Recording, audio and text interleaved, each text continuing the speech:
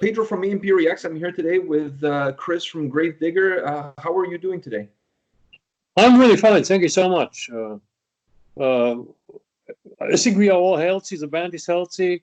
And yeah, we have a new album out in 2 weeks. So yeah, can't be better. The only thing we are missing is the live shows. Yeah, everybody's on that boat. But before we get started talking about the album, I want to say to you and obviously pass it on to the rest of the band, congratulations on your 40-year anniversary of the band. Thank you so much, my friend. It's quite the landmark. 20 records, 40 years. What a career. As you look back at those 40 years, do you feel like this is the record that encapsulates everything that the band has done during these past years? I think we try to improve from record to record, you know, and if we finish a record, we never know at the end how the next one will sound, you know. We have an idea, but and we think, okay, we can do this better or that better, and the new album needs this or this. But at the end, we see at the end what happened with the record, you know, when it is finished and it's mastered and it's delivered to the record company, then it's yeah. But this time we are really proud on the new one, because I think that we kept caught the atmosphere of the Highlands in a very good way with the bagpipes and everything, you know. Was it important for you guys to go back to the Highlands to finish off the trilogy? That was never a plan. At the beginning, it was when we did it for Tunes of War. We recorded 2 songs. Tommy Göttich, the former bass player, said, "Hey, let's do something about Scottish history," because he was a history teacher and English teacher, and yes, and we said okay. And then the first 2 ones showed really good. They came up really good, and we said okay, let's do a complete record about that, you know. And all right, cool, we do it. And it was a huge success, you know. And the second one was when Axel Ridd joined the band, and he came up with the idea, said, okay, let's do a second part of Tunes of War. Okay, and we did it, but at this time we tried to catch more the mystical side of the Highlands and Scottish history. And 2 years ago I was in Scotland with my son, and I showed him all the places and the famous castles, told him the story, and then I noticed, wow, the story isn't at the end for me. I have to do another one. And in this evening, I called Axel and said, "Hey, Axel, we have to do another one about Scotland." He said, "Oh, are you sure?" "Yes, I'm sure." Yeah, and we did it in a different way than the other albums, I think. If you look at the 40-year career and how important those records, those past 2 records, been in terms of defining the band, the sound, the atmosphere that you guys bring to the record, this one, going back to that same place but just telling different stories, feels like it really brings everything together. It feels like it wraps a nice little bow around your celebration. Do you agree with that? Yeah, for sure. I think we must do this album at the end to finish the story, which was never planned in the beginning, you know. But now it feels complete, you know, that the circle ended now with the last tunes of the new album.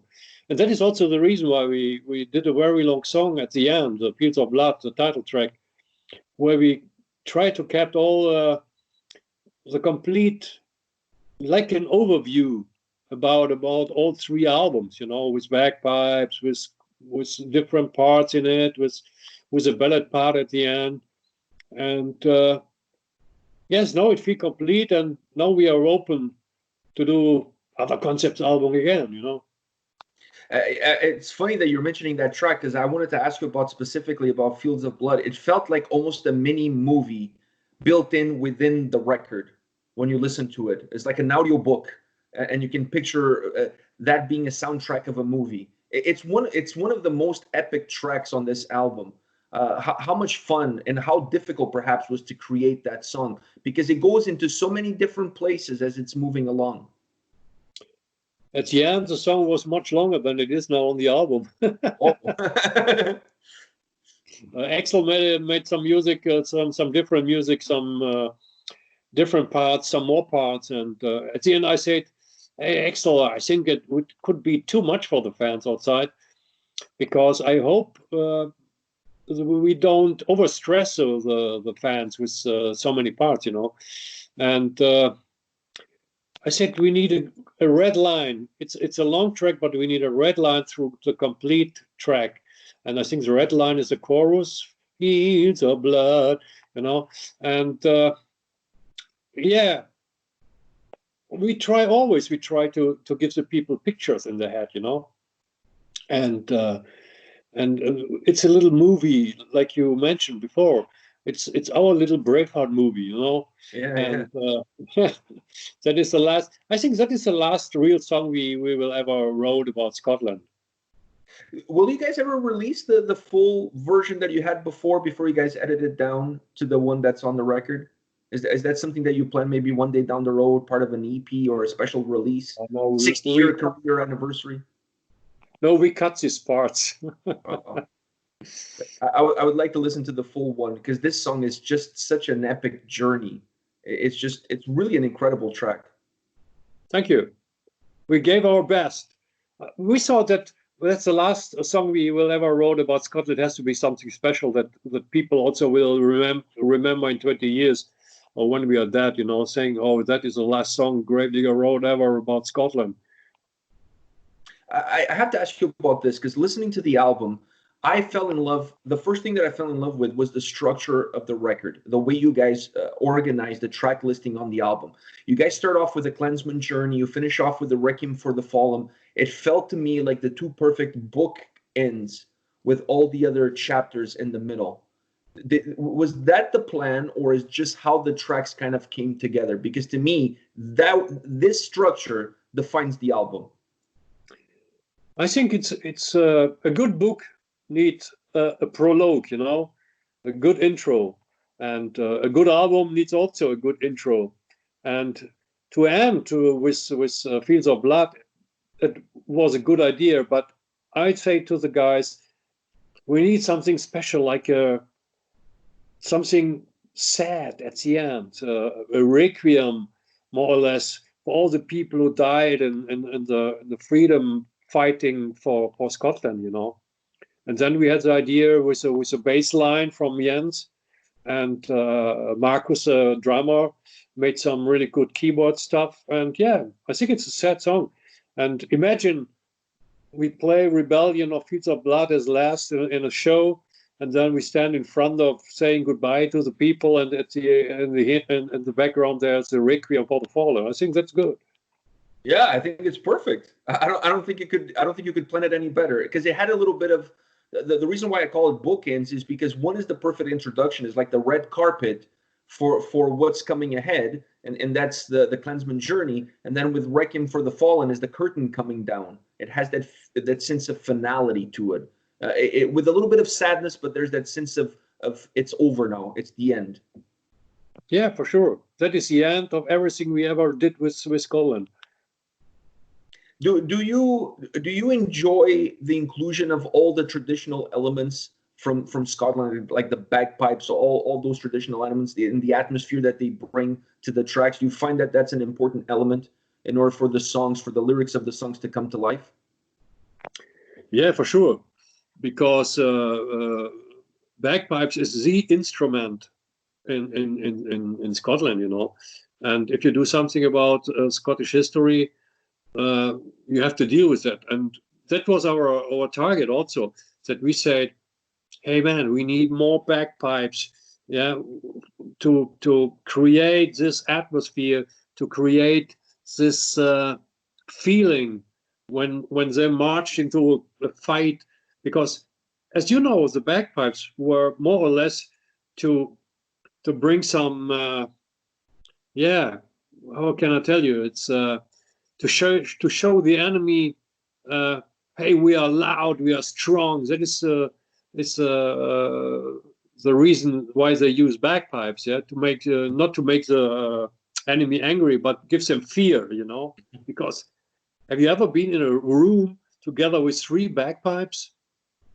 No, I can't say I have. You can't imagine. They blow you away. Believe me, this is pain. This is real pain, because the bagpipes are so loud you can't believe it. You can't put your ear on it. That will not help, you know. So loud, the bagpipes. And imagine there are bagpipers, 50 bagpipers standing in front of the enemy and giving the sound, you know, that. Yeah, it definitely will spark fear, and well, spark fear in the enemy, but unity in the troops that are gathering and approaching that said enemy. Yeah, for sure. How do you guys approach a record like this? I mean, you guys obviously have so much experience putting albums together, but with being the 40-year anniversary of the band, this album has a special will have a special place in the hearts of fans. How do you guys tackle the album? Does somebody work on the lyrics? Do you guys work on the lyrics separate? The music? How does Gravedigger approach a record like this? At first, we have the idea for the songs, following the concept. And then I create the choruses normally, and then we trying some guitar riffs or thinking about the speed of the song, and then we try to find out, okay, which kind of song could fit well to this topic we are talking about.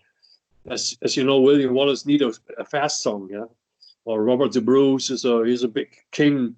And he needs a very slow song, you know, or a ballad like the Queen Mary. Yeah, and then we start composing the songs. This time we had the lyrics, and we're following the lyrics and the story and doing the songs, the music. Is it a complicated process for you guys now, or you're used to it now? So once you have those basic ideas put down, everything else flows very quickly for you. We made so many songs in our career, so we are really used to write songs. But you have to have the feeling, you know. To write a good song, you need a good feeling, and yeah, you sometimes it will not happen, you know. You're writing a song and say, "Wow, this shit," or you're doing a song where you start writing it, and it came out really cool, and then after 4 weeks you say, and after 8 weeks, you say, And after 10 weeks, you say, okay, it's for the trash, you know. It's not going to make it. This one is not going to cut it.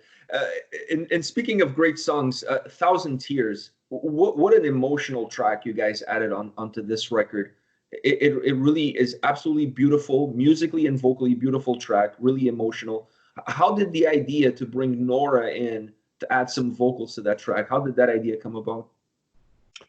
Oh, at first we had in mind Alyssa from Arch Enemy, you know, and but she was overworked, and I think they're doing a new record, and she said, "Okay, I like to do it, but I don't have any time." And then we remember all the festivals we played together with Battle Beast, and we said, "Oh yeah, they have this singer, Black Ninja, yes." And I said, "Oh yeah, that's good." And then we called her, and yes, she agreed very fast, and we did this recordings last November. Wow, wow.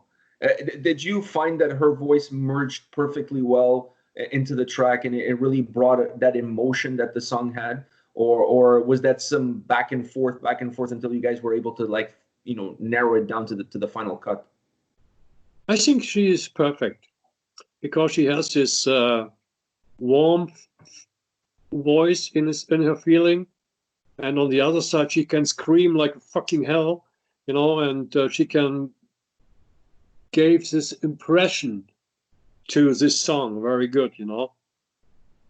And since we're speaking of vocals, I have to ask you about the overall vocals on the album. I felt that the album was super dynamic as far as the vocals are concerned, really understanding the story that the track is telling, and then having the perfect nuance for that song in order to create the perfect overall atmosphere for the track. So it's not like there's the vocals, to me, don't feel flat all the way through. They have the same elements, but they change ever so slightly depending on what the story you're telling. How was the vocal approach going into the album? I learned a lot in the last 40 years, and I have my own studio now here at home. And since the last record, I made a lot of, I tried a lot of different things to do. And I try a lot of things here, different things in my home studio. And when we came back from the first mix in the studio, I say to myself, oh, yes, I want to do this and I want to do that. And I tried a lot of things. And at first we had a lot of keyboard chords, not singing chords like like Lines of the Sea. That was in the first mix. It was from the keyboards, and I said that is not human. It sounds not human. And I did the complete core at my home studio, and sent it to Axel. And he said, "Yeah, that's great." And we did it with a lot of chords on this album, and I recorded a lot of things in my home studio. And I think here I have the time. My neighbor loved me. You have the time and the freedom. Dreaming around, So, yeah, I improved a lot the last years. So it's nice to see that you're still improving, even though you have the experience that you have. It's never too late to learn something new, right? Definitely. Was there any specific song on this album that caused you, that gave you a little bit of I wouldn't say a sleepless night, but that gave you guys a little bit more of a hard time in the studio to nail it down? Oh, no, because we work as a preparation for the real recordings. We make a lot of pre-production, Axel in his home studio, Marcus and I. And when we go into the studio, we're more or less finished, We work out some ideas later after the first mixes, as I told you before. But at the end, we go in the studio with a complete, production. You can release it more or less, but then we record it in the right way, as you hear it now, and we are really prepared when we enter the studio. I saw the press release that you guys put out about, obviously there's the coronavirus going on, so no live shows, nothing is happening. I saw what you guys put out as far as not doing shows in front of people sitting in cars, and that sort of crazy idea. I honestly don't know who came up with that idea. I'm not a big fan myself. Is that something that was important for you guys to put out there for the fans, to let people know that, listen, we have a certain standard. This is why we make music. This is what we want to do, and we're not willing to settle for anything less. For sure, I can't imagine to play in front of cars, because I can't see any people. I see only 500 Mercedes or BMW, not real people. Heavy metal and the heavy metal show is. We are playing on stage and smelling the sweat, listening to the people screaming, yelling on us on stage, And yes, it's a dynamic, And the car can't bring me a dynamic, And also these live stream shows, People sitting at home with a beer in front of the computer or television. Oh, look, there's Gravedigger in an empty hall. Oh, that must be... Sorry, I have to laugh because you just made me laugh right now. That must be fun, and or people coming to the show standing 1.5 meters beside each other with masks, and we are rocking on stage. This has nothing to do what when I was a kid, 40 years ago, I was in my first live show seeing Rainbow, Status Quo, Rory Gallagher, AC/DC, all these old bands. And I was in the first row screaming, hey, give me a pick, give me a pick, And that is heavy metal, and all this shit nowadays people are doing, of course, for Corona. I have time to wait. You know, I want to go back on stage if people give me the freedom to playing a real metal show. Yeah, and if that not happened, then we will release a record every year. I'm sure fans are not going to mind that. If the trade is there's no shows from you guys for a while, and in the meantime there's another record down the road, I'm sure nobody's going to be upset about it. Yeah, I think so too. No, I think that people love to hear the music. It must be good, you know. I don't want to release a record only why we have to release a record. So if we are finished this year, record it, and it's shit, I don't want to release it. But I think in the moment we're thinking about the next one because we have time. And I have a good idea how I combine something special for the fans again. Yeah, I agree with you 100%. I think part of going to a metal show and being at a metal concert is the connection between fans and band, but also even the fans between each other. You take that away, and then you don't have a metal show anymore. At that point, you have something completely different, and I think it takes away from the truth, from the organic experience of going to a metal show. Yeah, for sure. If you're looking to the people only seeing masks, you know, different masks, you can also play in a hospital. That's the same. Yeah, I agree with you 100%. I think you have to stay true to that, and you know, if the matter is we have to wait, then we have to wait. There's really no other choice. But at least for now, we have Fields of Blood to listen to. By the way, did you guys think about pushing the date back because of the virus, or that was not even a thought? This was the date, and this was going to be the release date. No, at the beginning we thought we have a release day. We don't know what happened. I know that a lot of bands moved their records to the second half of the year, but there will be a record traffic jam then, you know. And, no, it's okay. No, I think. Yeah, sorry. We planned a lot of festivals this year also. So, and the tour with Orton Organ in the second half of the year. But at the end, okay, 40 years and one. We celebrate next year. So I give a shit on it.